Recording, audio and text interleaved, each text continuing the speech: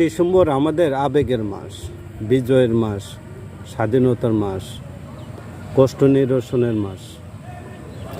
এই মাসে অর্জিত হয়েছে আমাদের লাল সবুজের পতাকা।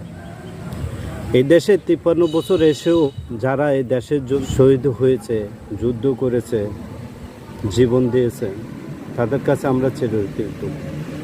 এই বীর মুক্তিযোদ্ধাদের নিঃস্বার্থ ভালোবাসা, নিঃস্বার্থ জীবন ত্যাগ করা, যাদের কারণে আমরা আজকে মুক্ত বাতাসে উঠতে পারতেছি, স্বাধীনভাবে ঘুরতে পারতেছি, বাংলা ভাষাভাবে কথা বলতে পারতেছি, মায়ের ভাষায় আমরা প্রকাশ করতে পারতেছি।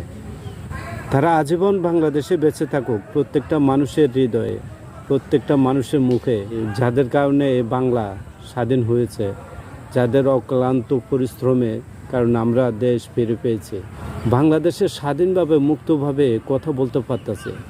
তাদের ঋণ কখনো পরিশোধ করার মতো নয়।